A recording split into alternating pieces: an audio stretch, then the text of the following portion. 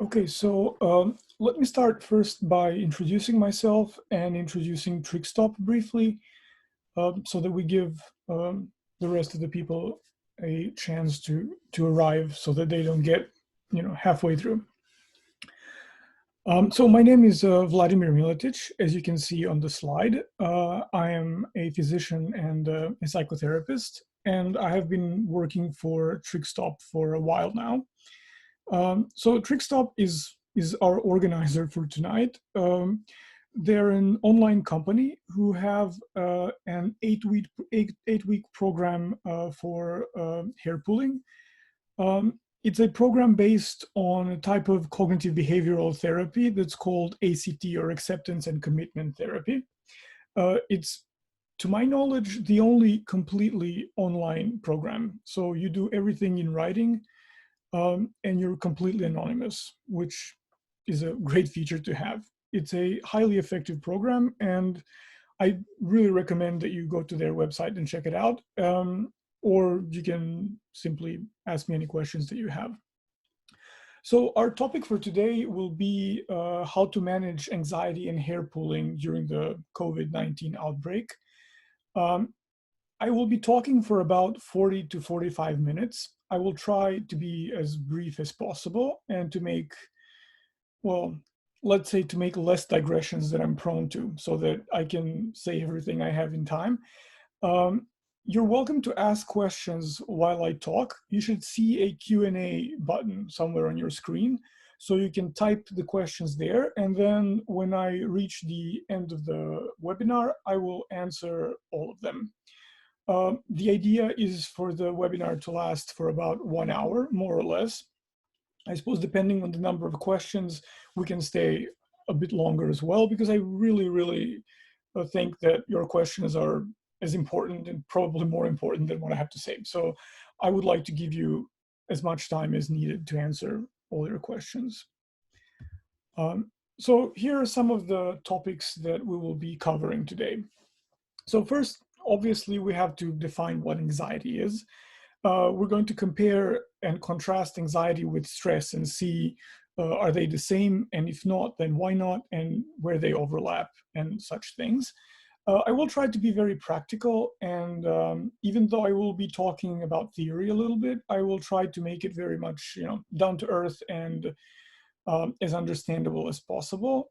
So you can, if you don't understand something, or if something seems too difficult or vague, you can really just ask questions and I will be happy to clarify. Then we will talk about anxiety management, but we will talk about it in two different ways. We'll talk about long-term strategies and short-term strategies.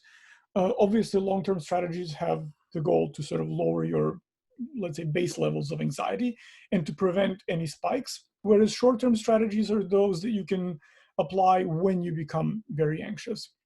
And then in the end, we will examine some techniques that you can use to cope with pulling at this time. And then when I go through all these, we'll go to the Q&A part.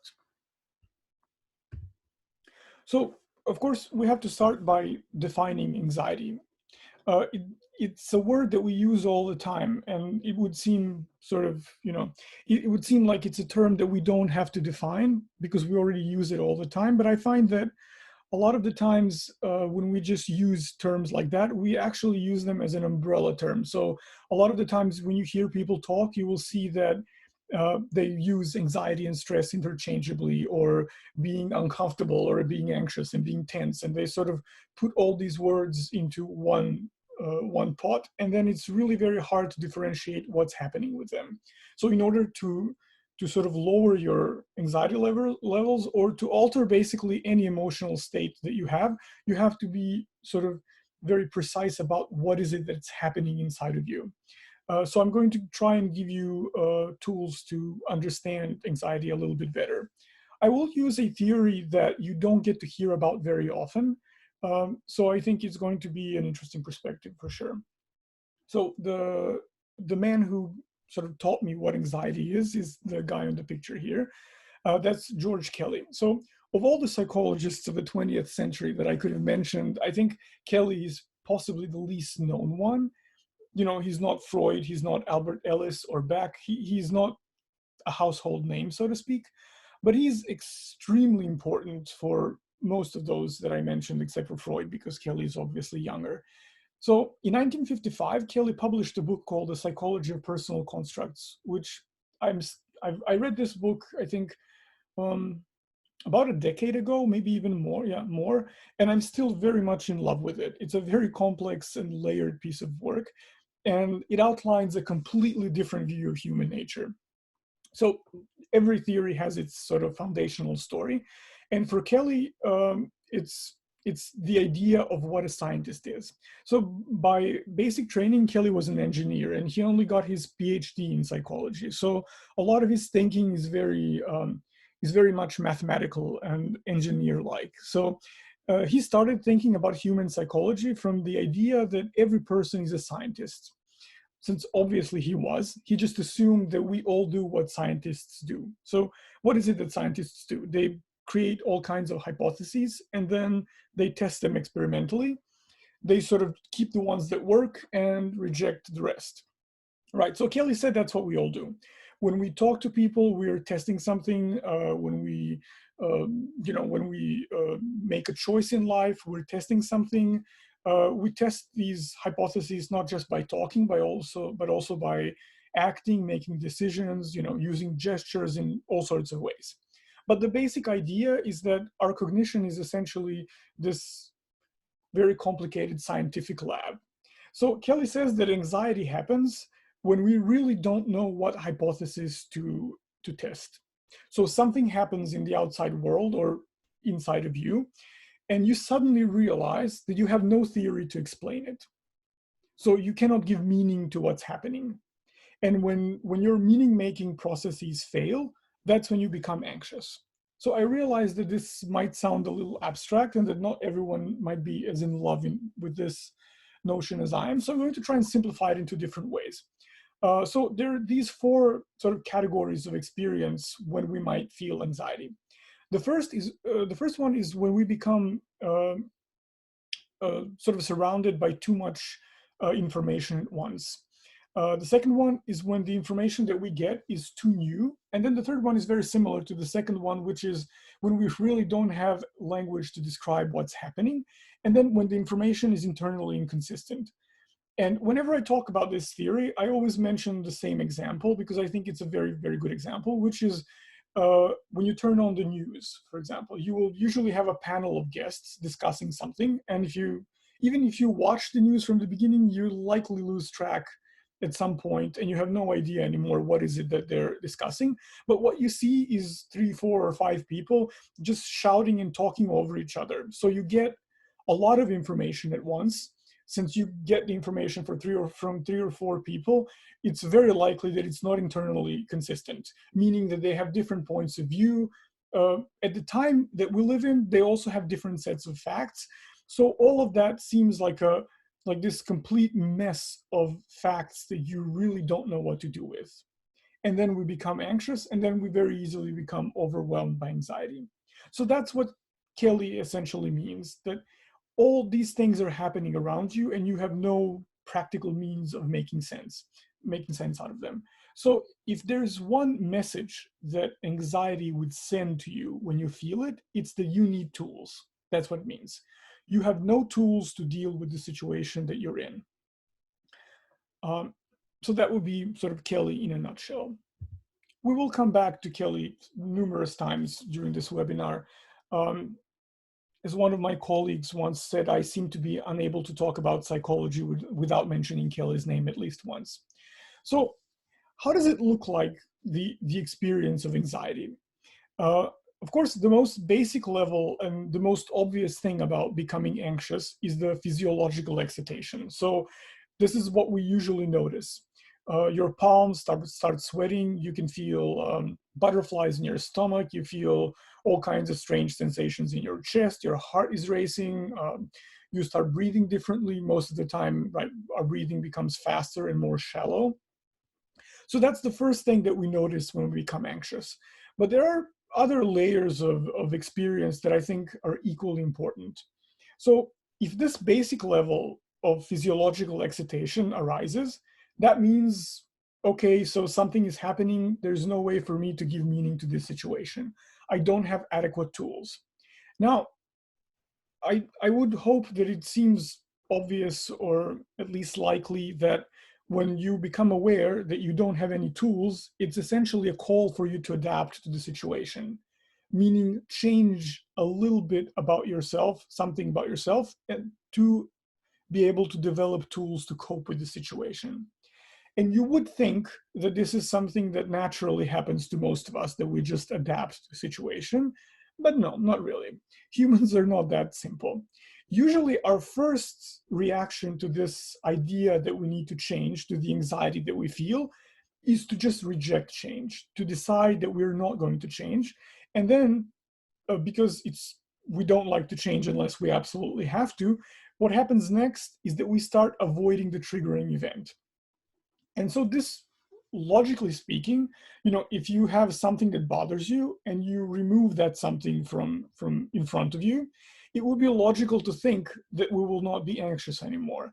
However, this is not the case. And in fact, this is how anxiety perpetuates itself. So you feel sensations that tell you that you're anxious.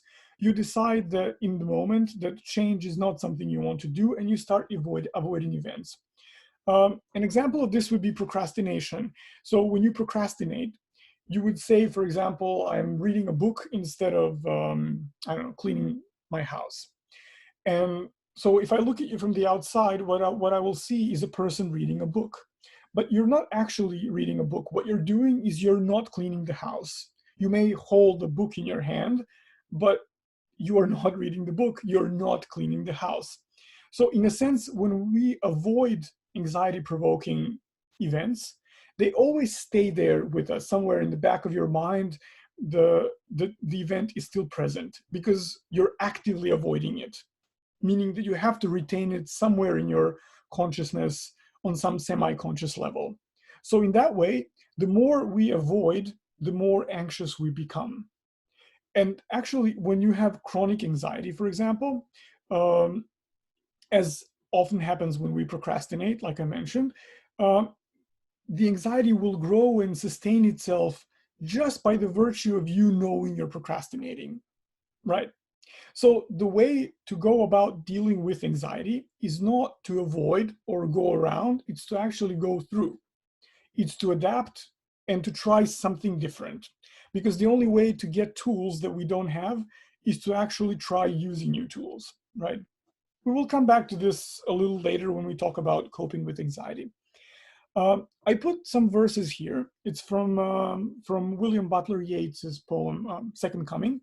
The reason why I put it there is because I think it really nicely describes a part of the experience of anxiety, which is that when things fall apart, when we can't really make sense of the situation, he says in the end of those last two verses here, he says, the best lack all conviction while the worst are full of passionate intensity. And this is really true because when you find yourself in the situation where you have no tools and you have no idea what it means or how to cope or how to solve it, things in a way do fall apart. That's when we hit our limit, right?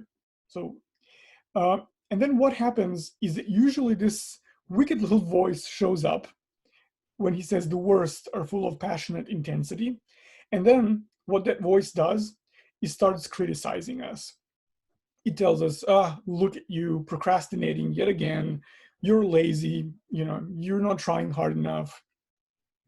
You're not doing what you're supposed to do. And then in a few simple steps, you get from, I'm going to read a book for 5 minutes to your voice telling you you're a horrible person, not worthy of love, and nothing will ever become of you. So there is a kind of passionate intensity, but that passionate intensity that's very critical usually just serves to reinforce our anxiety. Because it not only it leaves us with a situation that we actually have no meaning to assign to a certain situation, we can't make sense of it. And then on top of that, which already is not pleasant, we add a whole other layer of suffering, which is self-criticism. And then, it spirals on and on. So let's now sort of turn to a slightly different but very much related topic, which is stress versus anxiety. Like I said, we oftentimes use these words interchangeably, but they're really very different concepts. And when I work with people who, who are trying to cope with hair pulling, stress is usually the first thing people mention when they talk about triggers. And usually when someone mentions stress, I follow that up with at least, like a dozen questions, because stress is a very non-specific word. Essentially, when we say stress, what it means is that sort of we're responding to certain external events, anything that gets us out of some sort of comfortable equilibrium that we were in. And things that can alter our equilibrium can be both good and bad at the same time. If you get very excited, that's a source of stress, but you can be excited about something good. So for our bodies, it doesn't matter if something is good or bad, it can equally be stressful. And this is a very important thing to keep in mind, because when we talk about stress management, for example, we will always emphasize the bad sources of stress, being overworked or having, difficult coworkers or having difficulties adjusting to certain situations or whatever it may be. But we will very rarely talk about the good sources of stress, but they are sources of stress. And also there is, when I say good and bad sources of stress, there's obviously a very subjective layer to what really stress means and what is it that can shift our equilibrium. To give you an example, the situation that we're in now with the COVID-19, over the past several weeks or a month even now, I think, most of my clients are very anxious. And they're having tremendous difficulties adjusting and coping. But there are several clients that I have that find this situation to be some stressful, but very mildly stressful, others not even stressful at all. For example, I have a client who's very, very introverted and who actually likes working from home and likes being alone. And for him, this is not so much a stressful situation as it is an invitation for him to be himself. I also have a client who has been HIV positive for about, I think, over 20 years now, and he's very much concerned about his health, right? But the idea of having a infectious disease out there that you can get very easily and not even know it, for him, that's not a new experience. So even though it is stressful, it is not as stressful as it is for people who have never faced anything remotely similar. Also, our previous experiences determine what's stressful, what's not. If you look at the bottom of the screen, those are three shots from an art piece by the Chinese artist Ai Weiwei. He's actually dropping and breaking a 2,500-year-old urn. Now, some people will see that and think, whatever, but it really stresses me out, for example. It truly, I see it now and I've seen it a million times before, and each time it just, I can't even bear to look at it. It makes me want to change the screen.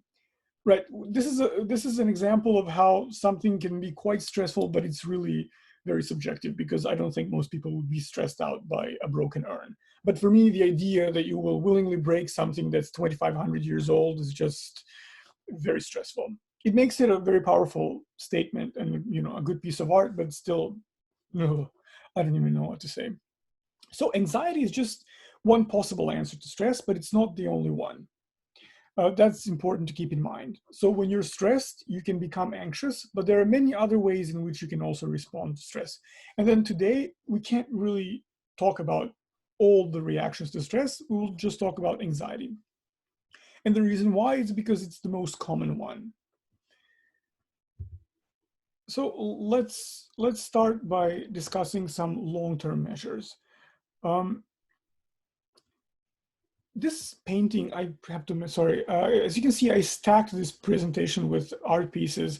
If you like abstract art, this painter, Carmen Herrera, is very interesting. She's 105 years old, I believe, and is still working and creating. She's one of the original abstract expressionists. but she was very much neglected during her time. So she's very much worth checking out. So there are some things that we can do to prevent anxiety from happening. Let me go back to the subject. I did warn everyone that I'm a king of digressions.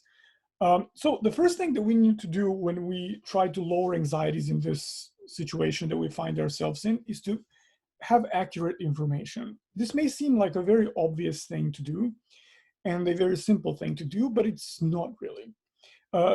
So I watch the news all the time, like I'm guessing all of you do as well.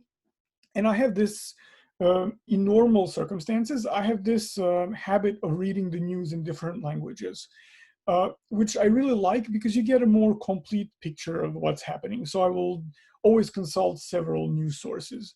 Um, it's, it hasn't proven to be a very good strategy for COVID-19. So there are a lot of things sort of floating around the cyberspace, and a lot of these facts and information are not really facts, and it is very confusing and very difficult to make sense of them. And also a lot of the news outlets, well, most of them, I would say, tend to sensationalize the news. So even if the situation is really not very good, they will make it disastrous. There is news agencies have to get clicks and reads and all that. And so that kind of carries a certain way of talking about the things that we're facing now. The more emotional you are, the better for them, but all the worse for you. So it is very important to find a reliable source of news. What I usually do and what I recommend people to do is to sort of circumvent most news outlets. You can consult the World Health Organization, for example, or CDC, if you want to see numbers and accurate facts. They all update their websites, and you can find the latest information there, but without any obvious politics behind it. You'll just get numbers, and then you can make sense of them on your own. And another thing that's very important to keep an eye on is whatever your local public health authorities are, because the measures that you have to adhere to will come from them. So those are the basic things that you need to know. I would highly recommend that you limit your social media usage. Now, I'm not a very big social media person, so I don't really know, which ones are better and which ones are worse. But judging by my clients, I would say that Facebook can pose quite tremendous challenges for how well informed you are, and Twitter as well. So I mean, there are good things about social media. I mean, it's a great way to stay connected to people, but you should really be mindful about the amount of information and the kind of information you're getting. The best thing to do, of course, is to just keep an eye on how you're feeling while you're reading. And even if you feel that what you're reading is important, if it upsets you, I mean, stop, just stop. There is nothing as important as your mental health at this time. So whatever information that you didn't pick up today, you will pick up on it tomorrow. There's really no rush. So it's very important there's no predefined limit. Just keep an eye on how you're feeling and how much you can take. Second thing is to take all reasonable precautions. I'm not going to read all of these because I am assuming that you're aware of them and that you're practicing social distancing, wearing a mask, all these things. All the information on this slide is from CDC. And you will see, I think tomorrow or day after tomorrow, you will receive this presentation and the recording and also a list of resources that you can consult. So you will get everything that I mentioned. Today, you will get resources or news articles or audio files, podcasts, whatever, books, whatever is necessary. You will get a list of the resources that you need. So it really is important to take appropriate protections. Even when we do all this, we cannot guarantee 100% that COVID-19 will avoid us. But when you know that you've done everything that you can, then you will be less anxious. And also knowing that you're taking care of yourself and taking care of others is something that can make you feel safer and consequently less anxious. Another thing that's incredibly important is learning how to organize your life. Now, this is a very sort of general and vague statement, but it is quite true. So if you went to work up until a few weeks ago and now you have to start working from home. That's quite a big change. But that's not the only change. You also have to reorganize your private life. You have to reorganize your work life. You have to find a way to balance the two. You have to find a way to balance the two with the fact that you don't have freedom of movement. You can't connect with people the way you did just a couple of weeks ago. That maybe you, depending on where you live, you can't even go to the store when you feel like going to the store. So this is not just adapting to working from home. This is shifting to a whole new paradigm, because everything that was valid and logical a couple of weeks ago is no longer. And since the situation is still rather confusing, the best thing that you can do is to create a structure for yourself. Usually this sort of basic thread, and let's say the basic structure of our lives, is not something that we create. It's something that's more or less given to us as we grow up. So for example, work-home division, that's not something that you willingly choose. It's just a part of life. So in that sense, the basics of our previous structure were given to us. And now that doesn't exist anymore, because, at least temporarily, these rules have been suspended. So it's very important that you realize that you have to organize your life from scratch. And this may sound scary, and I'm sure to a lot of you, just what I'm saying now is anxiety inducing, and I do apologize for that.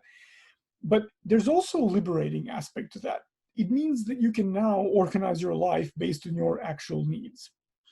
One part of working from home, for example, for me, is that I can wake up extremely early in the morning and do some stuff that otherwise I wouldn't be able to do at 5 a.m., for example.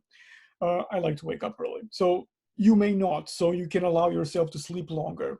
It's very important to realize that now when you organize your life, you have a really very rare privilege to organize your life around your psychological and emotional needs. So start from there, see what works for you, and then sort of build on that basic distinction. So one thing that I would highly recommend for everyone who is still working is don't measure your productivity on how you think you should be doing. And by no means should you expect to be as productive as you were when you were going to the office. So there are two reasons for this. First of all, you're now transitioning to working from home. So the transitioning period is anxiety provoking, because now, as we saw in the beginning from Kelly's sort of work on anxiety, is that now you have to find this completely new way of making sense of your life. You have to decide when your lunch break is. You have to decide, do you dress for meetings? Do you not? There are many, many different sort of concrete everyday things that you now have to give different meaning to and to find a way to organize. So there's no way that you can be as productive while you're transitioning. But even when you transition, you're not transitioning to the normal work from home situation, you're transitioning to the COVID-19 work from home situation. So you always have to work with that and calculate that in. You have to leave sufficient space for self-care. I will talk about this a little more, I think, on the next slide. But when I say self-care, I mean very practical things. And you need to do that more than you did before. So if you, I don't know, did a 10-minute mindfulness exercise every morning, for example, if you did half an hour of yoga, do 45 minutes, do 1 hour. If you did yoga 3 times a week, do it every day now. Because it is such stressful time in our lives, it's very important that we additionally take care of ourselves. Now, the last thing that I put in bold is to keep in touch with your friends and family. So obviously you can't really go and have coffee with them, but internet really allows us to stay connected. This is not just a trope. This is really very important. And to give you an example of exactly how important it is, when we evaluate, for example, suicide, which is about as drastic as something can get in my sort of field of work, one of the things that we always look at is the social network that a person has. Because a sense of belonging is usually where we find a lot of meaning. For Kelly, the guy from the beginning, we're essentially relational beings, meaning that our very identities depend on our connection with other people. I mean, to give you just a very banal example, I'm a psychotherapist, and the only way that I can be a psychotherapist is if I have clients to be a psychotherapist with. My identity is worth nothing if I have no people to work with. If my identity has to do with helping others, then I need the others, right? So keeping in touch with our friends and family can sort of reinforce some sense of normalcy, and it can also give us a kind of safety net. It allows you to realize that you can be there for others, so that there is meaning that you can give to your life. And it allows others to know that they can count on you, so giving them the same. And also taking care of others is a way to take care of yourself as well. So you're taking care of each other. This is a very important thing, and I cannot emphasize enough how important it is to keep in touch. So we'll come back to that a little later, but let's just say a few words about self-care for now. So usually when I talk to people about self-care, I'm going to be very stereotyping you now. So I apologize, but this is a very convenient way of talking about it. There are roughly two groups of people that I see based on the reactions that I get. So you have people who will say, oh, self-care, isn't that just wonderful? And then when they say self-care, they'll think about all these sort of new agey things, incorporating crystals and lavender mist of some sorts, and auras and stuff, which is also fine if you're into that. I'm not saying that this is not useful, but this is one way that people understand self-care. And then I will get reaction like, really, is that what you're telling me I should do? Or they will embrace it, but in only in a certain limited way. Then there's this sciencey group of people who react to self-care like too vague, too abstract. What do you mean by self-care? How is this measurable? So it's a word that can be a little bit loaded. What I mean when I say self-care is exactly what that word means: taking care of yourself. So in times, this is something we should always be practicing. However, in times when we have so much stress and so much anxiety present in our life, we need to take additional care. So one thing to do is to sort of just figure out what your needs are. Figure out what you need to implement in your life to make your life more fulfilling, so that you can feel calmer, or that you can feel that what you're doing makes sense for you. So that includes at least two different levels. There's this sort of very physical level. I mean, we're talking about anxiety in the time of pandemic. So you need to make sure to stay healthy.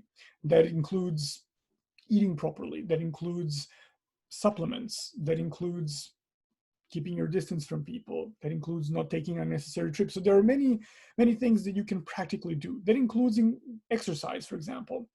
Staying physically active is really quite challenging in this time, but it's very important as well. And for several reasons. Obviously, it is important for your physical health, but it's also important for your psychological health.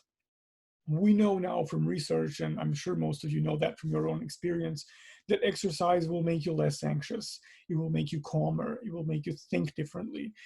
It will regulate your mood. It will make you less impulsive. So there are a lot of benefits that we get by just implementing half an hour of exercise a couple of times a week.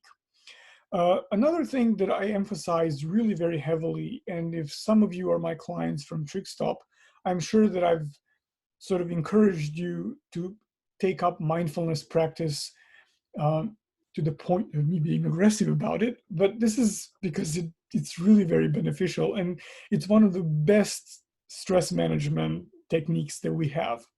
There are two specific sets of practices that I would recommend for this time. One are body scans, and the second are loving kindness and self-compassion practices. So for those of you that don't know what body scans are, this is a technique of meditation where you focus on each part of your body for a period of time and learn to become more aware of what's happening in that part of the body. So as you do the exercise, you move through your entire body from your head to your toes, or vice versa, depending on sort of every meditation teacher has their own idea of how it should be done, but it boils down to the same thing. So why is it that I recommend this for you specifically? So a part of trick is obviously dealing with urges, and another part is sort of knowing what your hands are doing at each, at, at any given time. So as you know, there are two main ways to look at picking. So they're pulling. I'm sorry. So there's the hair pulling that's very much conscious. So it's when you know that you're pulling, and then there's the hair pulling that's really pretty much automatic. So you just do it and you don't even realize that you're doing it. So body scans are excellent to bring in a little bit more awareness of what's happening in your body.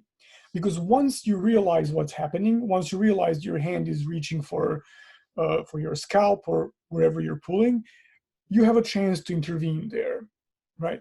Another reason why this is important, and I will come back to this a little later as well, is that when you have better awareness of what's happening in your body, you can notice tension accumulating, meaning that you can intervene earlier before tension becomes an urge, for example.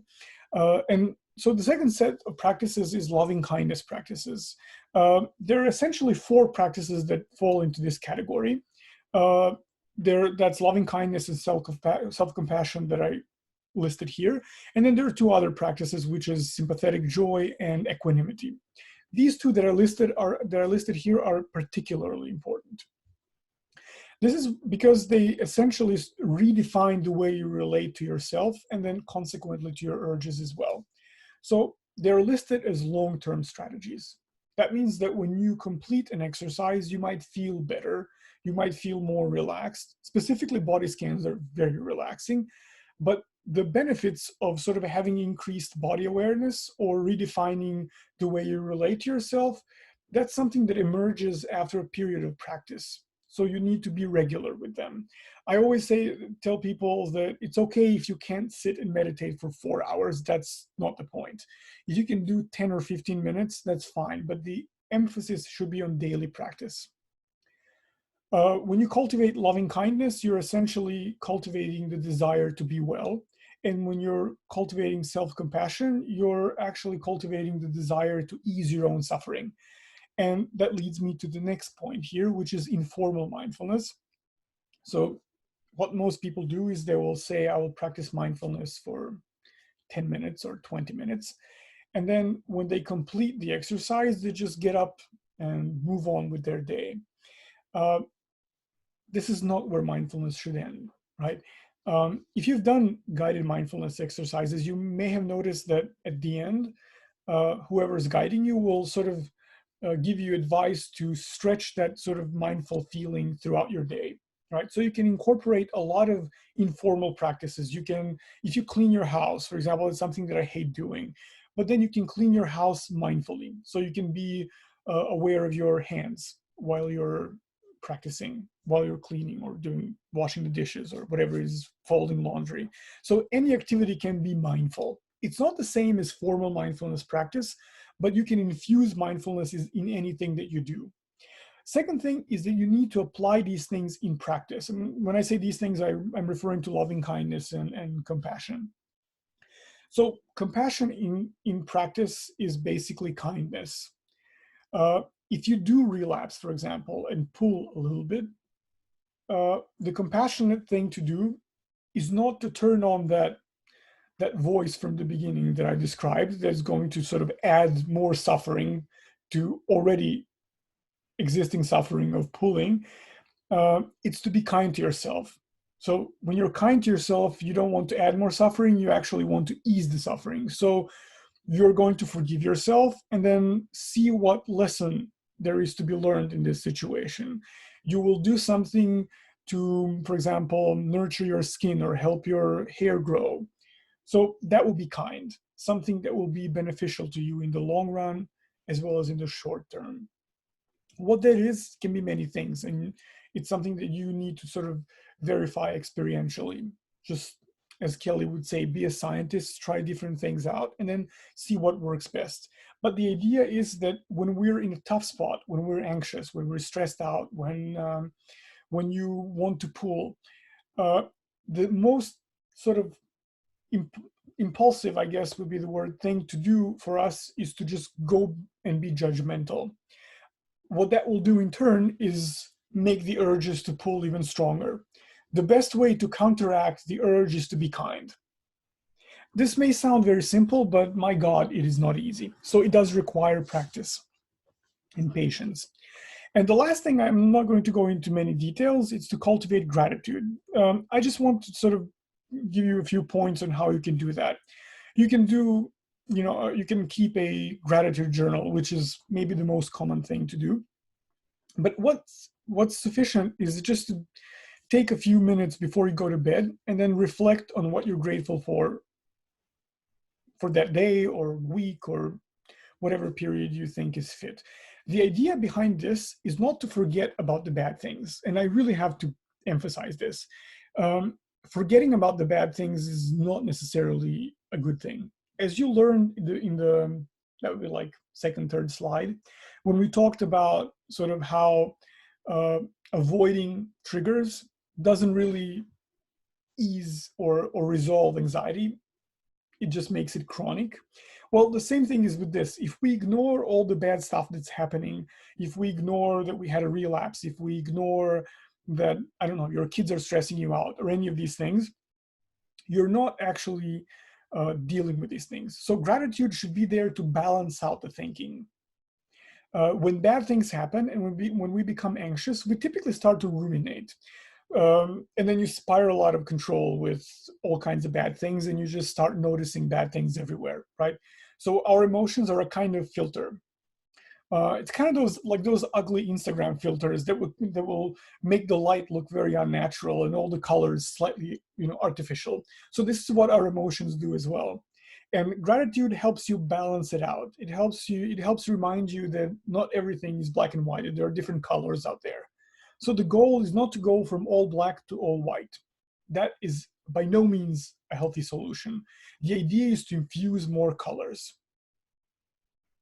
I hope this color metaphor makes sense. If not, please, you can just note in the Q&A and I will give you maybe a different example. But I just have to emphasize this because a lot of the times when I talk about gratitude, what people understand is let's just pretend that everything is good, which I don't feel is a healthy strategy. Maybe it will ease your anxiety for 5 minutes, but it is not a healthy long-term strategy. One other thing is don't focus on yourself alone. I'm talking about self-care, self-compassion. There's a lot of selfing going on, but this doesn't mean that you should become self-absorbed. In fact, if you do, you're very likely to spiral down the same path of ruminating about how bad you are, right? So you will end up with anxiety and guilt. And like I said before, even though we are isolated now because of Corona, we still need each other and we still have to take care of each other because we are very much relational beings. So you can take care of yourself, but that doesn't mean that you should not take care of other people. Check up on your neighbors. That's a simple thing to do, right? If you have elderly neighbors or family members and you're able to go, you can go and get them groceries. That's a very simple thing. And it's not something that will risk your own health, but it'll be of great help to other people. Like I said, we're relational beings. By taking care of others, we're also taking care of ourselves. Reach out to old friends or keep in touch with your friends. One thing that my friends do, for example, is they formed this, we use WhatsApp all the time. So they made this group. I have some friends who live in Italy and they need a lot of support right now. So we all joined into one group. And so we're exchanging coronavirus memes, which perhaps is not for everyone, but my friends seem to like it. So that's what we do. It's very important not to talk about what's happening. So I just gave an example about Corona memes. And that's not exactly seriously discussing the future of the planet. So it doesn't mean that you don't have to talk about difficult things. Just make sure not to talk about the news. Try not to talk about what's going to happen in a couple of months. What will be the financial and economic consequences? All these things are very much anxiety provoking. The idea of reaching out is to know that you're not alone, is to feel that you're socially connected. So what you need to do, or what would be advisable to do, I can't really tell you what you need to do, is to connect in a productive way. So connect around what you have in common. If you're annoyed or worried about the economical situation, for example, you can find the other side of the topic and then elaborate on that. So you can talk about the opportunities that you can create, for example. But the best thing to do altogether would be to connect on levels that are sort of very personal and very intimate, and then avoid the the politics of it and avoid the financial aspects of it, and just connect on a personal level. Um, Use your faith and spirituality. If you have a spiritual practice, for example, you can implement and join mindfulness and your spiritual practice, whatever that is. So if you're religious, you may want to look for meditation apps that incorporate elements of your faith. So the only thing that currently comes to my mind, but there are many others, there's an app called Abide, which is a Christian mindfulness meditation app. So you can, for example, use that, and then you can implement elements of prayer in that. So you don't really need to do that, but if you have a chance to, I highly recommend it, because that tends to make your mindfulness practice a little more powerful, because it connects you to a kind of ethical core as well. If you're a parent, it's very important that you remain calm. Just give your child clear and simple and fact-based answers. I'm not going to go into this very much because when I send you a list of resources, you will also get CDC's guidelines for parents, so you can go and check them out and then figure out what works best for you. But I suppose if I had to summarize everything in one, it's that you're a role model for your child. So it's very important that you're calm and practical, and that you provide a structure for your child at this time. The reason for this is that we learn how to cope by looking at those that are important to us. When we're little, it's our parents. So this is the time when you can set an example for your child about sort of how to deal with stressful situations. Hopefully our children won't have to deal with a pandemic, but there will be many stressful situations along the way. So it's a time to give your child coping skills, for example. If you're a responder, again, I will send you CDC links for this, but what you can do is organize a support group, or you can develop a buddy system. This is very beneficial for responders, and it will prevent burnout, and it will give you some clarity about who you can talk to or turn to if you need help. So let me just address what you can do when you have to deal with anxiety as it arises. So the thing that I like to recommend the most is the so-called RAIN technique. RAIN is an acronym, means recognize, accept, investigate, and non-identify, or according to some others, nurture. I will not go and explain each step. I will send you a guided RAIN exercise so that you can go through it once, and then you will easily learn how to use it. The reason why I like this is because it allows you to sort of gently pull out of these bad emotions when they arise, but stay with them. So let them be, but stay stable with them, which is a very important thing. Difficult emotions, of course, obviously very unpleasant, but they are always learning opportunities. They're always a message for us. They're telling us something. So if you're able to remain stable and be with the emotions without sort of trying to push them away or cling to them, as we sometimes do, you're able to learn and then sort of grow and evolve and build new tools, and therefore reduce anxiety in the future. If you want to read a book about this technique, so there's a whole book written about this, it's Tara Brach's Radical Compassion. It is a very good book, and it has a lot of practical advice on how to apply this technique in a variety of situations. The second thing that you can do, which is very practical and down to earth, are grounding techniques. So there are several, and I will send you a PDF that has about a dozen of them. I will list only a few here. So the most famous one is 5-4-3-2-1, and it's a very effective technique. So basically what you do when anxiety starts rising, you use grounding to distance yourself from the anxiety, to give yourselves a little bit of breathing space. 5-4-3-2-1 gets you to focus on different sensory modalities and then list your experience in that specific modality. So for example, you will list 5 things you see, 4 things you hear, and so on. Another thing to do is to count backwards. I gave you an example here when you subtract 7, so 193, 86, 79, 73, sorry, 7. So this is this is why I like this exercise. I'm horrible at math. And the worse you are at math, the better the technique.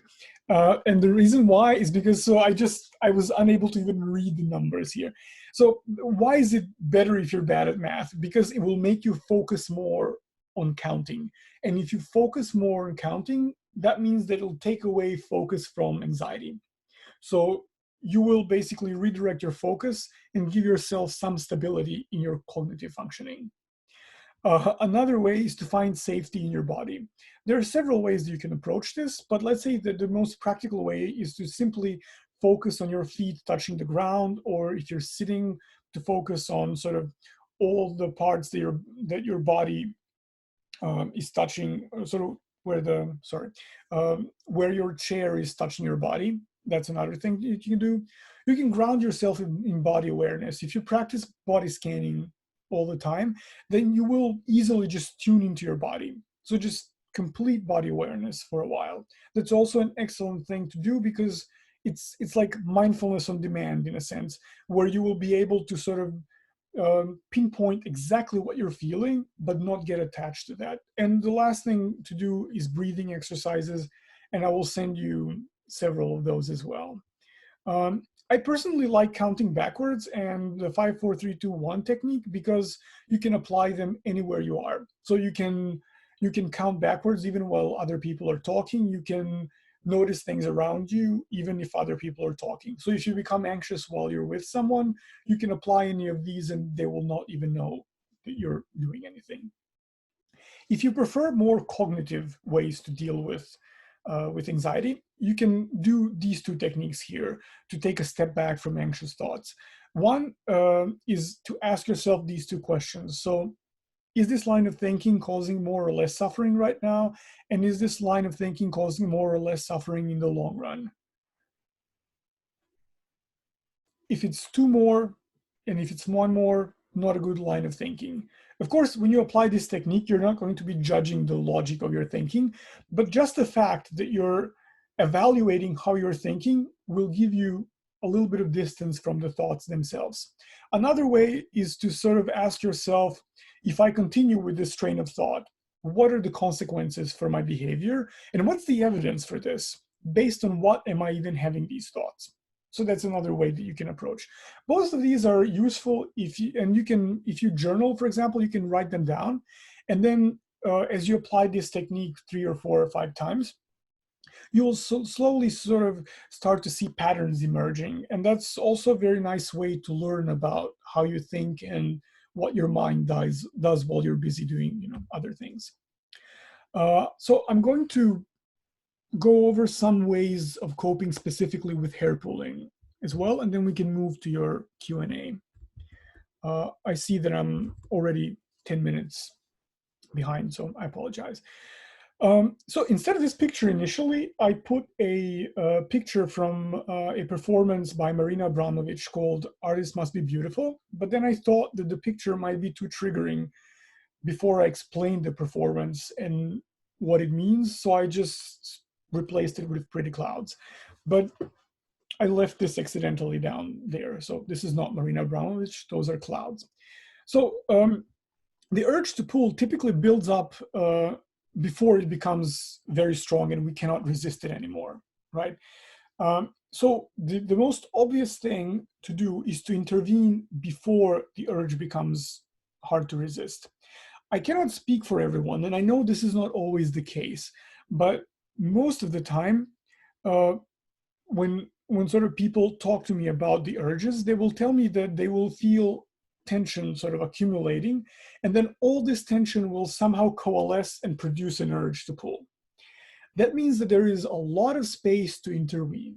That means that you are essentially ignoring a need or a set of needs. So you could be anxious but ignoring it. You could be needing comfort, soothing, kindness, contact, love, whatever it may be. So there is a need that you're not attending to, and that sort of accumulates and eventually cultivates in, a full-blown urge that you're unable to resist.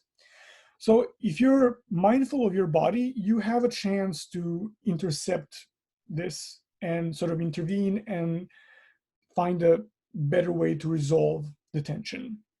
Because once the tension becomes so intense, then turning into an urge is almost inevitable.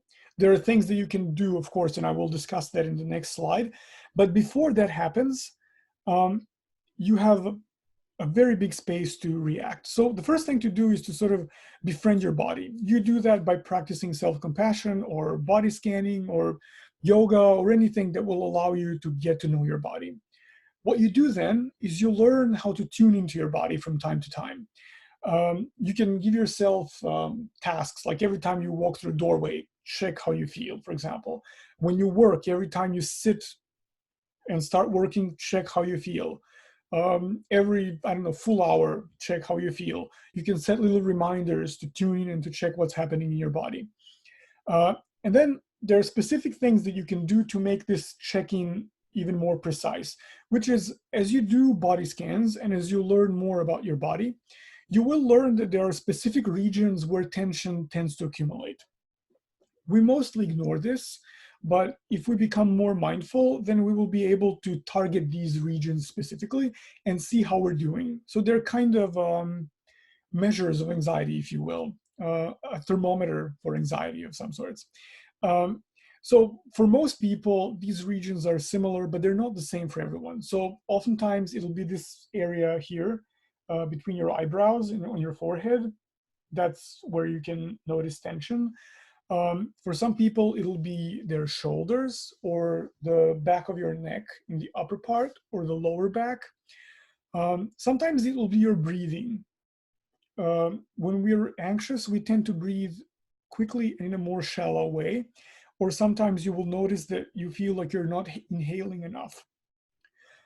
That's one thing. Sometimes you will notice sensations in your stomach. Sometimes you will notice that you're being restless, for example.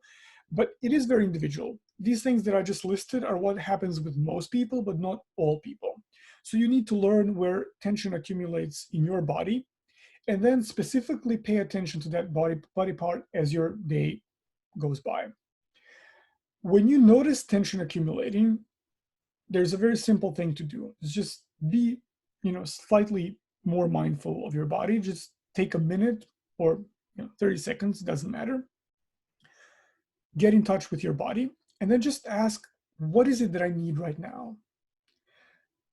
However, when you ask this, please pay attention to your tone. Don't say, what do you want now? Ask it in an inviting way. As we said, we're practicing kindness. So you have to ask it in a kind way. Sometimes it can be a little sleep, a hug, a conversation. So there's a way to understand all the layers of meaning that urges acquire over time. And the more you're dealing with pulling, the more complex the situation is. So by asking these questions, even if you don't get a clear answer in the moment, you're sort of planting a seed of curiosity, let's say, and then you will learn how to slowly pick up on what's happening and what is it that you need. So from an even more practical standpoint, make sure to keep your competing response objects around you at all times. Now that we're self-isolating, this is easier than ever, right? If you live in a house, whatever you use as a competing response, whether it's a fidget toy or a squeeze toy or a worry stone or infinity cube or any of these things, just keep them around you. Not one, keep dozens. If you use worry stones, it's the black thing in the corner. They're very small and very simple, and you can rub them. They're very good as a way to manage anxiety, but they're also very good when the urge arises. Sometimes it'll help to rub the stone. And so stones can be made from different materials, so you have different textures, and then you can find what really works well for you. Worry stones are very easy. You can and very simple to use, and you can carry them around with you at all times. You can slip them in your pocket. You can use them while you're with other people because they can be small, so no one will notice. So those would be competing response objects. Make sure to use your stimulus control techniques. If you're in the program, you probably already have a set of your own techniques. If not, if you start the program, session 3 is the time to learn this. So stimulus control would be any technique or any modification of your surroundings that will lessen or eliminate the urges. So for some people, it would be wearing a hat, for example. It doesn't have to be a purple fedora with a green feather, although these are highly effective. Can be anything. Or you can wear gloves, for example, or you have a picture here of these latex finger covers. I discovered these accidentally, and they proved to be quite useful and more discreet and easier to wear than gloves. You can buy them if you're in the US, so CVS or Walgreens, any of these places. So then what you can do also is pay attention to when is it that you usually feel the urge to pull. So it can be while you're working or while you're cooking or while you're on the phone with your mother-in-law or anything like that. And then when you map these contexts that are particularly challenging, before you go there or start the activity, sort of set the intention on purpose to use specific techniques. Setting the intention is a very simple thing, and it will sort of stay there in the back of your mind and allow you to react quickly. Another thing is to use positive self-talk and positive reinforcement. What we instinctively do is criticize ourselves. So if you slip up and you catch yourself pulling, or at least your hand moving towards your hair, what we usually do is just say, "Oh, stop it," or "not again," or "My God, will this ever end?" Or there's a huge palette of insults that we can hurl at ourselves. This is never beneficial, really. Like, I'm sorry to be crude, but you will not even train a dog that way. Nonetheless, deal with yourself. So what really works to create and cement a new habit is to use positive reinforcement. So that means that when you do apply a competing response, for example, or some of the more advanced techniques that you learn in TrickStop, I'm referring to session 4, 5, and 6 techniques now, and you reward yourself or congratulate yourself, that is more likely to stick. This is because our brains work by sort of having a direction to go down. If I tell you that this wall is not orange or it's not yellow, I mean, both of these statements are really true. As you can see, my wall is neither of these two colors, but you still have no idea what color this is. I mean, I don't really either. It's kind of grayish, greenish, but my point is that if I say that I don't have red hair, or you really don't know what color my hair is, right? So if you tell yourself in the moment, "Stop it, don't do it," you're actually only telling your brain what not to do. But your brain and your body obviously feel the need to do something, right? So you need to provide positive direction for them. If you say, instead of pulling, it's better to use infinity cube, for example, just a random example. That way, you're sort of giving a positive direction for your brain to sort of follow next time. So stop it doesn't really work. It might stop it in that moment, but it will not be beneficial in the long run. And also, it's not a very kind thing to do. So instead of reducing anxiety, you're actually adding more anxiety and more suffering. And we want less, not more. So positive reinforcement is a way to go. One thing is you can create an algorithm. This sounds very fancy, but it's really very simple. If you have 4 or 5 techniques at your disposal, organize them. Like, not all of them are equally efficient for every part of your life. So make sure to create a sequence of techniques that you will use and just stick that everywhere. If you work, just keep it near your workplace, right? Wear gloves. Like I said, this is a very good way to be proactive, or wear a hat as well. So I'm going to stop myself now. I see that there are quite a few questions. If you have any questions, you can write them additionally as I answered these. And I'm sorry it took a little longer than expected. Why do you think pulling and anxiety are connected? I don't have any anxiety or stress, but my pulling is pretty bad. So pulling and anxiety can be connected, but they don't have to be. Um, Usually, so let me go back to Kelly, the guy from the beginning yet again. So Kelly would say that all our symptoms, including pulling, serve a purpose. So they perform a function. Um, a lot of the times when I work with people, one of the first things that I will identify and that they will also notice is that a lot of the body focused behaviors, such as pulling, for example, or skin picking, will be a way to cope with anxiety. Because when you feel restless, you need to do something with your fingers, right? And then you go for this. Why is it that you will pull and not do something else is a matter of your experience. And the explanation for that always lies in your life story. And that's something that you have to discover individually in therapy because no two people have similar experiences.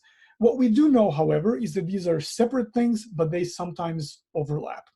So pulling can oftentimes serve many purposes, from coping to anxiety to self-harm. It can do many, many things. And what specific purpose it will serve or how many of them it will serve, it depends on the person. If you say you don't have any anxiety, to me that sort of, this triggers an alarm in me immediately. There's no person in the world that who doesn't have some level of anxiety sometimes. Anxiety is a perfectly normal thing to feel. It's just a part of human experience. So if you're never anxious, that is something to think about. How is it possible that you never find yourself in a situation where you have no tools or no means to discern things? What's more likely is that you will manifest anxiety in a less obvious way. Pulling could be one of these things. Also, pulling is sometimes thought of as an impulse control problem, which is again something that's separate from anxiety. It can be a symptom of other psychiatric problems, such as, for example, borderline personality disorder, or it can be a manifestation of OCD or many other conditions. So pulling can be associated with something else. But either way, the answer where I would sort of go looking for it is your experience. What I would do is ask myself, when did I start pulling first? What did it do? Sometimes when you have a distance of a few years or decades, it's much easier to answer that question. Not touching my face has been hard and it's causing more stress. Do you have any suggestions? So actually, yes, I do. Wearing gloves would be one. Then another suggestion would be to use a habit aware bracelet. It's something, let me see if I can go back. Yeah, on the previous slide, it's this here. It's a bracelet that will make you more aware of what your hands are doing, so you will be able to lower your hands. One thing is also that you can do is identify those situations where you're more likely to sort of automatically reach and touch your face, and then do something to prevent that, such as, for example, wearing gloves. If you have a partner, hold their hand, keep something in your hand. So that's one thing to do. In the long run, I would always suggest practicing body scans and sort of working on being more aware of what your hands are doing at any given time. I struggle when things don't go as planned. It sends me on a downward spiral, suicidal thoughts and actions. I'm really sorry to hear this. I mean, it seems like a very serious situation. So what you basically described there is pretty much what Kelly says that anxiety is, right? When things don't go as planned and you don't have a plan B, then you're basically out of hypotheses. If you were a scientist, you would have no idea how to explain what's happening. It's like believing that the earth is flat and then suddenly realizing that it's not. So that's what happens. So if you struggle when things don't go as planned, my suggestion is to sort of change the way you plan things. Usually when we talk about planning things, what we do is plan for outcomes. So you say, if I do X, then Y will happen. And unfortunately, these things don't always depend on us. World sadly does not really care what we think. So the way that you can plan and make it more anxiety proof is to rely on your inner strengths. So what I do when I make plans, and I'm by no means, an image of what normal means, but I do have some good ways of coping with anxiety. What I always do is keep in mind as a plan B, what strengths do I have? So for example, I have no idea what questions you will ask, but I do have to fall back on a decade of experience. And I have to sort of trust that my experience will be able to produce an answer that is even mildly useful.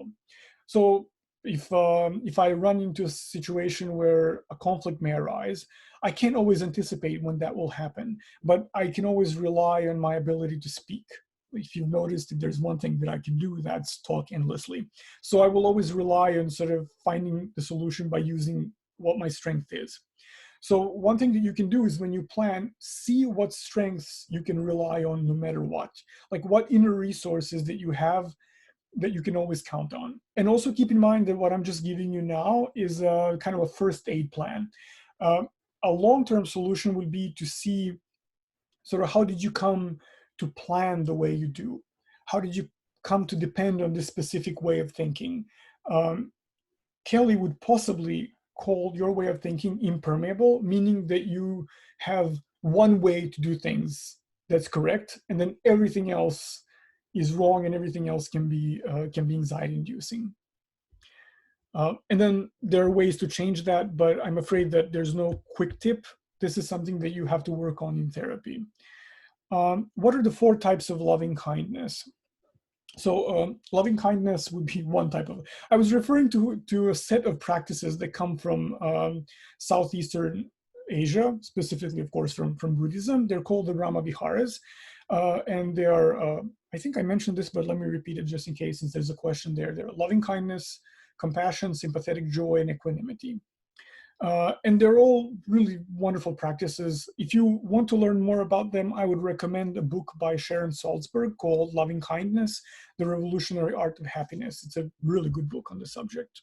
And there are tons of exercises that you can do there. How does one forgive oneself?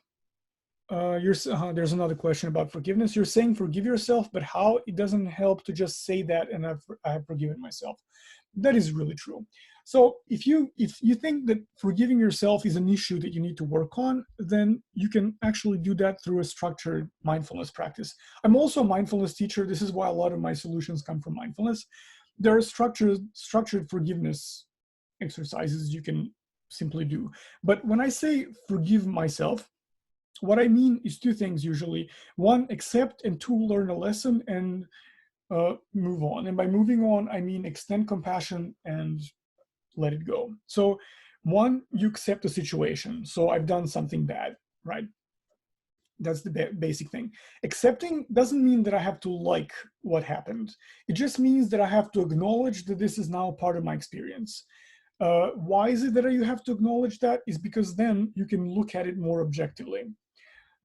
So if I, for example, let's say we're talking about pulling, right? So you had everything under control, then you turned on the news, you became overwhelmed, and then you pulled. Acceptance means to be able to look at that situation from a slight distance and without trying to push it away. When we practice mindfulness, we sort of learn to let things come and go instead of clinging or pushing away, because both clinging and pushing away cause suffering and waste our energy. So when you accept, you're able to look at it objectively. Think about it in terms of, it's like if you have a surgeon who's not able to look at blood, right? I'm guessing that operation is not going to end well. So accepting means being able to look at blood. So you see what you did, and then what you do is proceed to learn, because this is why you accept, so that you can learn. Acceptance plus learning plus compassion are together more or less forgiveness. So that's what I mean. I don't mean some sort of vague and abstract concept. I mean, see the situation, learn from the situation, and then make it sort of do whatever you can to suffer less. I hope that was a useful answer. What or how should we check in with ourselves or address the building tension if we're in a place where we can't do some of the things you've discussed? So for example, on the phone, taking a work call or discussing something with a doctor. If you're discussing something with a doctor, there should be absolutely, so I'm a physician as well.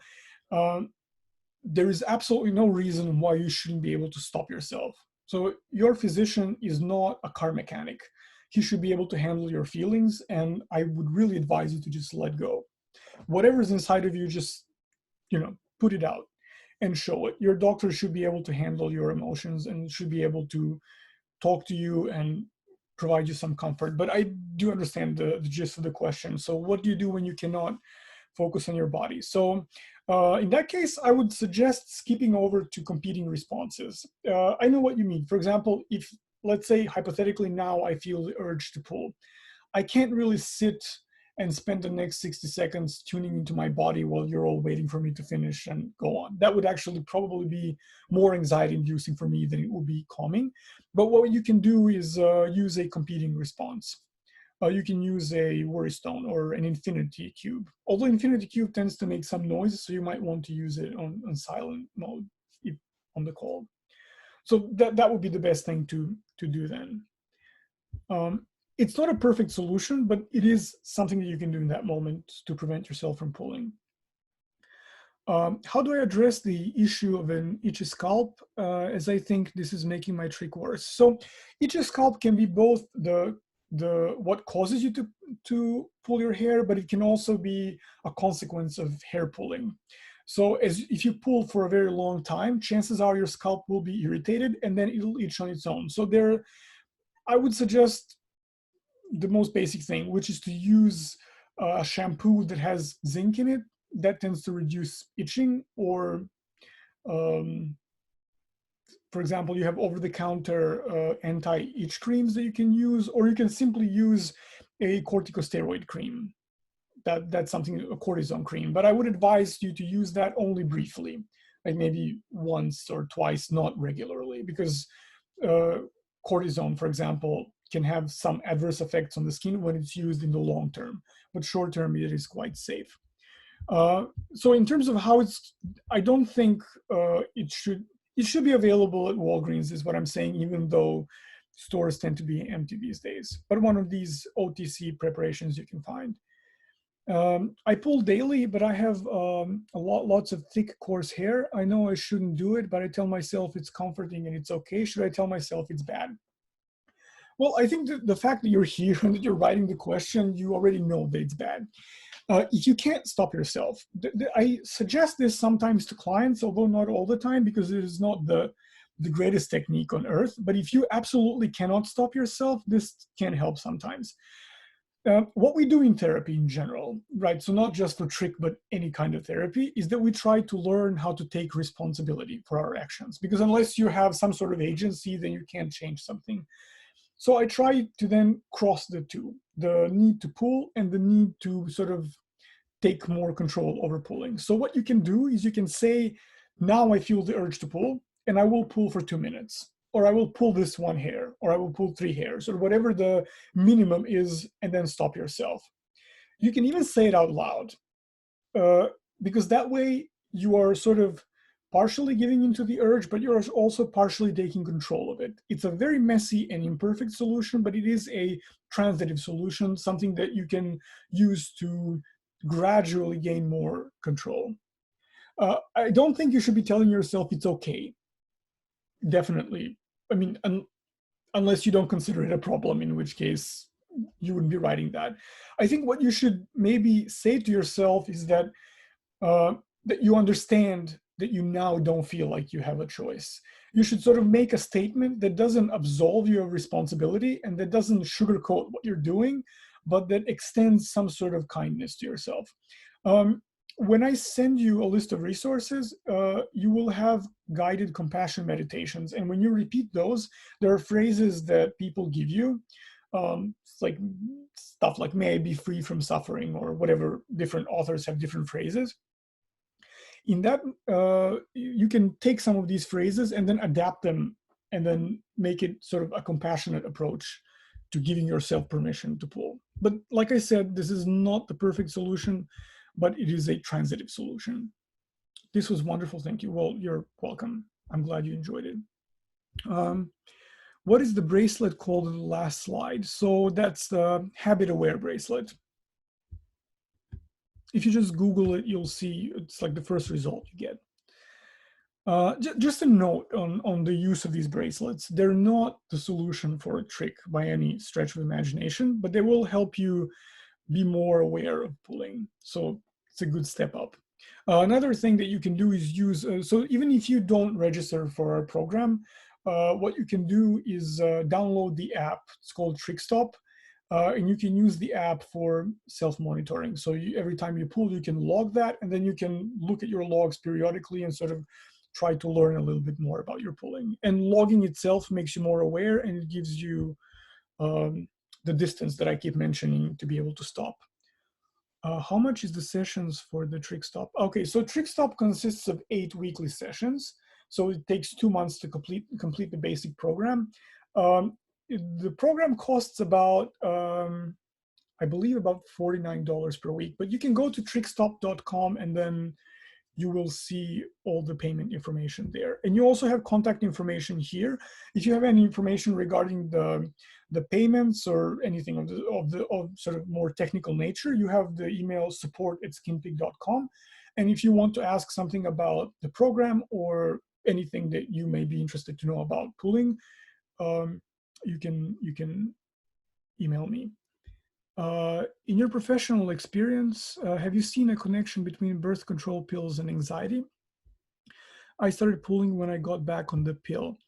I can't say that I've had a case where a client could immediately connect birth control pills um, and pooling, but I have had cases where pooling was related to hormonal therapy or hormonal changes in menstrual cycle or menopause and things like that. So I can see how hormonal changes could affect pooling.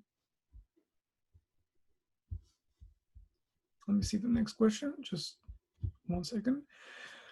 Someone suggested to me that instead of focusing on not pulling, I should focus on promoting growth of my hair. Is this like the positive approach? Also, if this is effective, how do you suggest promoting growth?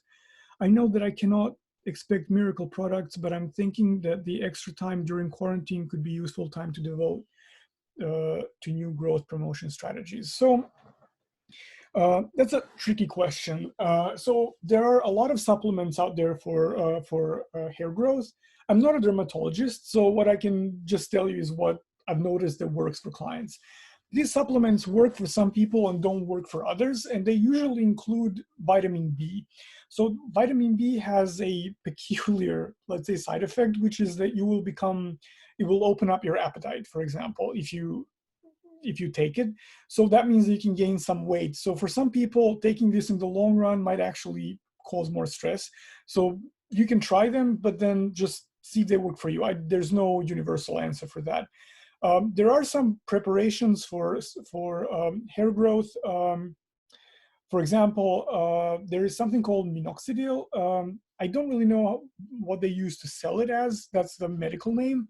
It was accidentally invented. It was originally meant to be a blood pressure medication. And then when they were doing clinical trials, they noticed that it has a very unpleasant side effect, which is that it promotes hair growth everywhere. So now you can buy it as spray. I think CVS sells it as well, but I'm not 100% sure. So it's a spray that you can apply to your hair. It works well, but from what I hear, although this is not official information, so it's just from what I heard from people, is that if you stop using it, the hair that was missing might fall off again.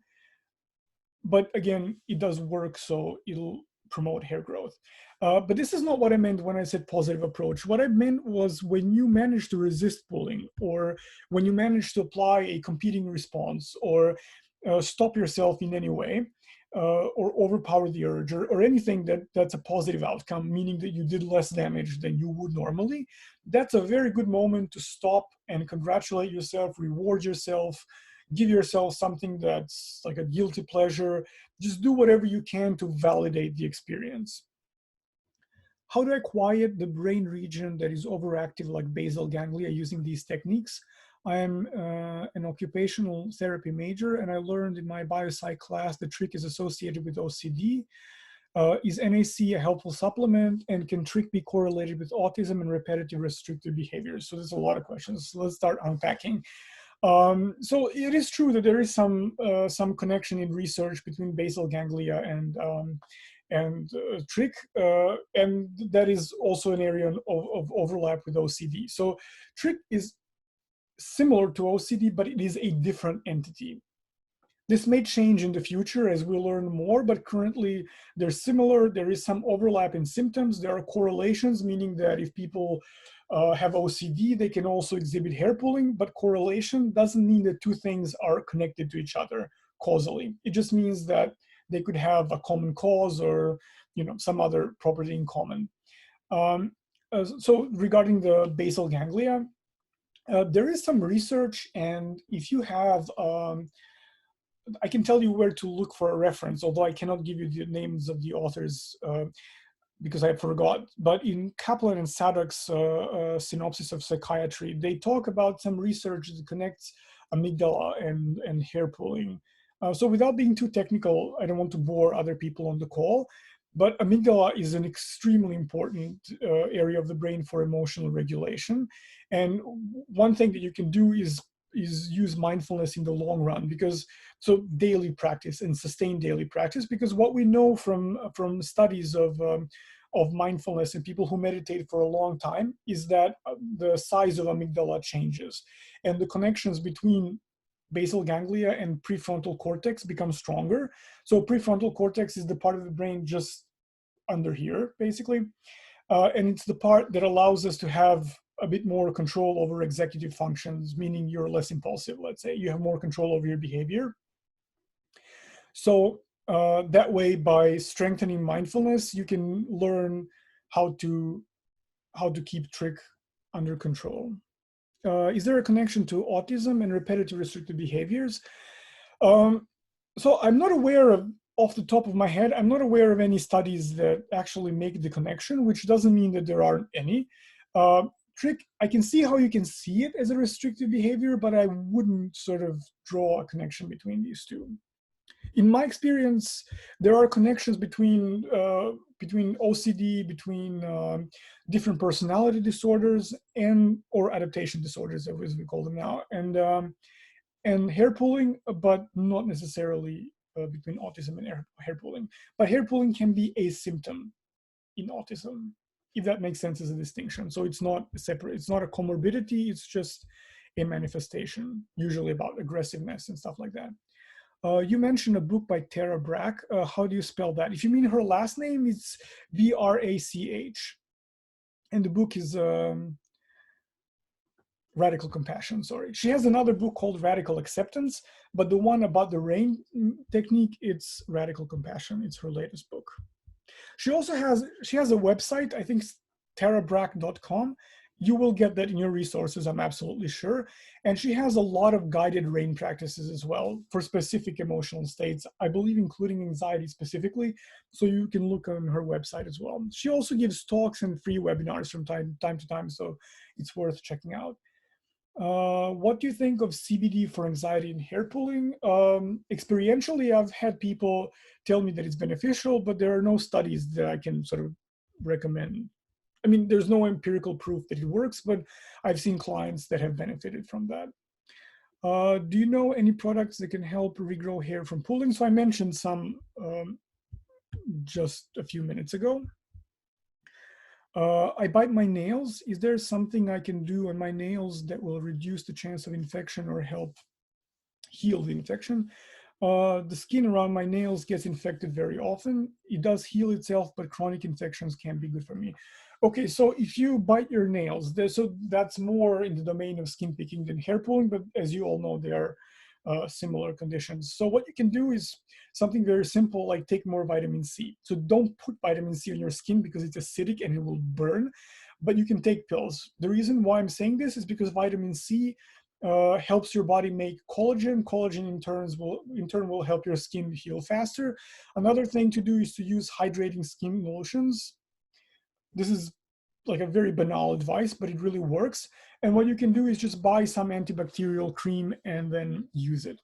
Sometimes for redness and irritation, you can use corticosteroid creams, but I would not recommend that if you bite your nails, because corticosteroids will weaken your sort of local immune response, and then you're actually more likely to get an infection, but it will reduce redness. So if you use corticosteroid, then use also a antibiotic cream. So I'm talking topical creams. I would like to thank you from Ireland. Well, you're welcome. On a completely unrelated note, Dublin is just an amazing city. Will my insurance cover payments for TrickStop? So I think the best thing to do is to contact your insurance company. In the past, we've had insurance companies that wanted to and others that didn't. So it really depends on who provides insurance for you. There are so few therapists who understand or even know about Trick. Why is that? That is a $1,000,000 question that I'm really not sure how to answer. I have noticed that a lot of therapists in general don't like to work with people who struggle with body-focused repetitive behaviors. It's under-researched, so that's one reason. If you don't have a lot of studies, therapists nowadays sort of like to use protocols, especially CBT is very structured. So if they don't have a structure set in place, they're less likely to feel comfortable working, which I don't think is an excuse for you not getting care. I just feel that it's an area of insecurity for a lot of therapists because there's not a lot of knowledge on the subject out there.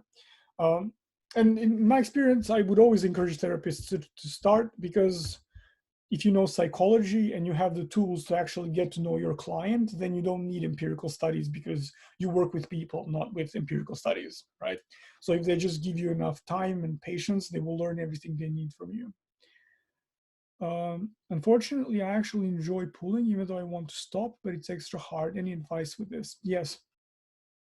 Focus on when you pull and when you enjoy pulling, focus on how that pleasure sort of feels in your body, like on a very concrete, basic level. This is not an easy thing to do, but it is very useful.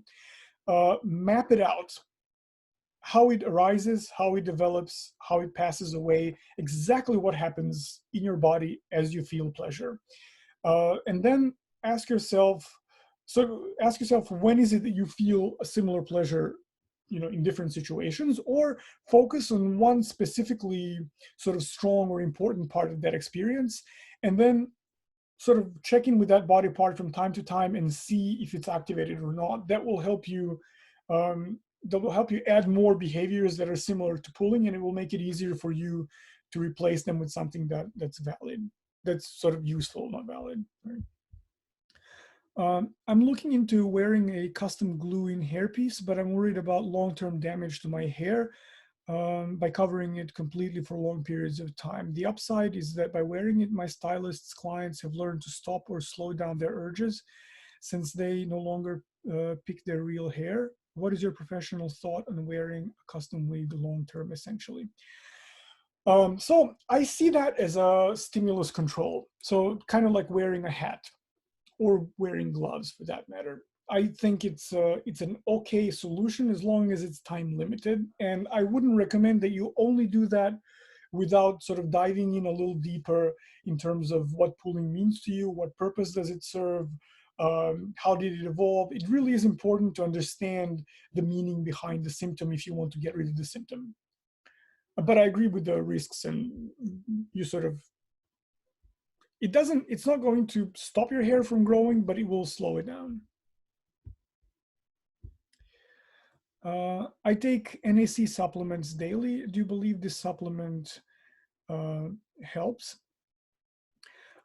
So someone else asked also about NAC, and then I didn't answer that part of the question, and I apologize. I don't typically recommend NAC. So if you take it in prescribed dosages, it's not harmful. So you're not going to lose much by trying it other than your money, but it intermittently helps. I have to say that most times it doesn't help. Sometimes it helps mildly. I'm yet to see anyone who stopped pulling because of NAC. Again, I'm not saying that it's useless and that there's not a lot of evidence. So there are no big studies that show that it's incredibly efficient. So in that sense, it's worth a try, but I cannot tell you in advance that it works. Do you know of any specific medications for kids? Oh, meditations. Sorry, you corrected yourself. And okay. There are some books that you can download and read on the subject. So, for example, one book was written by so the pioneer of mindfulness in the West is John Kabat-Zinn, is one of the high priests of mindfulness, and he's really the man that we can thank for all the research that we have. So his wife, Mila, I believe is her name, has a book specifically about mindfulness for kids. I don't teach mindfulness for kids. I have some guided exercises for kids that I can send you if you email me.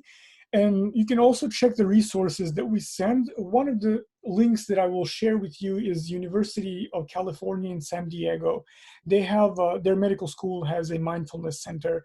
And I believe that there might be 1 or 2 guided exercises for kids. But the way I would approach kids, again, I don't teach children, but this would be my first sort of go-to, so you can try, is to implement mindfulness by strengthening their concentration with activities like, for example, coloring books or something that will strengthen their focus. And then once their focus is strengthened, then you can sort of introduce maybe more formal exercises or something more dynamic like visualization exercises, or like they should visualize something that will actually occupy their attention, or I'm brainstorming here. So another thing that you could do is use walking meditation as well. So that's all that comes to my mind. So something that would be dynamic, because naturally children don't have, long attention span. Just to say thank you, I need to leave the call now. Well, you're welcome, and bye-bye. um, Okay, so regarding the autism question, from personal experience, I have ADHD, and I think that's a large part of why I pull. It helps me concentrate. So ADHD is not the same thing as autism. I mean, I assume you know that, but just for those that don't, I would like to clarify uh, and sort of emphasize the difference. They're very different things.